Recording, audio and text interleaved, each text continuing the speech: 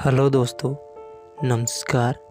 VK कहानी की diary में आप सभी का बहुत बहुत स्वागत।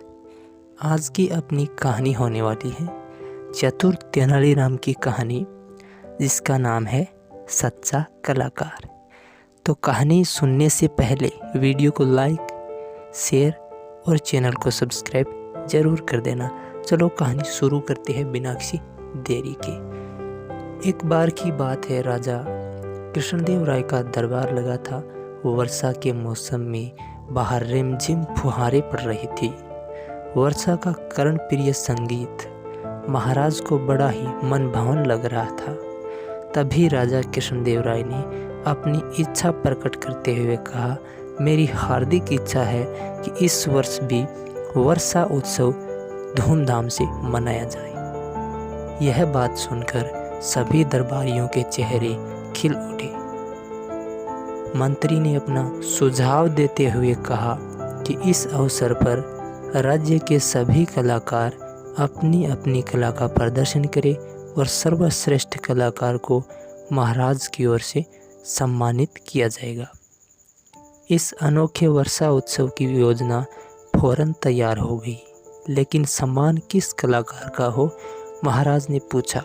तब मंत्री ने सुझाव देते हुए कहा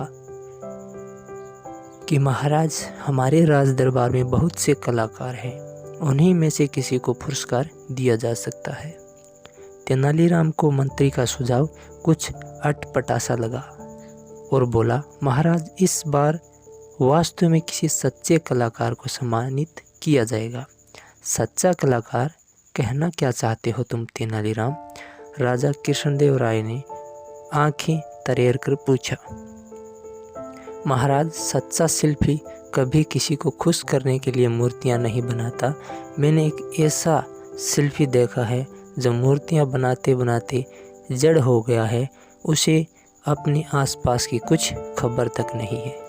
तब तो अवश्य उस शिल्पी की कला देखना चाहेंगे, राजा ने कहा। और अगले ही दिन राजा कृष्णदेव राय अपने घोड़े पर बैठ तेनालीराम, मंत्री और प्रमुख सभासदों को लेकर शिल्पी से मिलने पहुँचे। चलते चलते जंगल में वह काला पहाड़ के निकट पहुँचे। पहाड़ की गुफा से ठक ठक ठक की निरंतर आवाज़ आ रही थी। राजा कृष्णदेव राय गुफा के अंदर गए। उन्होंने देखा उनके चारों तरफ काले पत्थर की मूर्तियां ही मूर्तियां थीं। उन्हीं मूर्तियों के बीच एक मूर्तिकार बैठा था, जैसे वह कोई मूर्ति हो।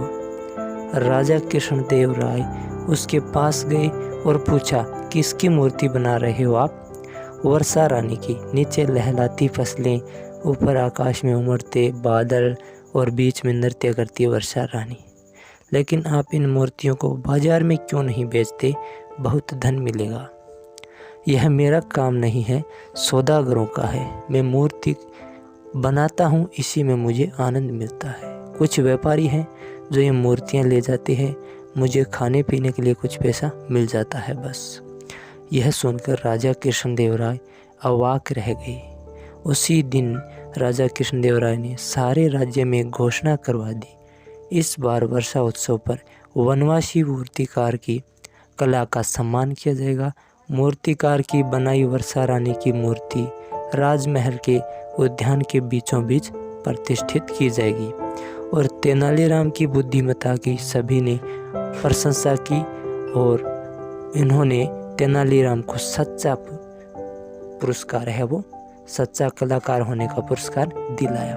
तो देखा दोस्तों, कैसे तेनालीराम ने एक सच्चे कलाकार को उसका हक दिलाया। तो ऐसे ही और कहानी सुनने के लिए चैनल को सब्सक्राइब ज़रूर करना।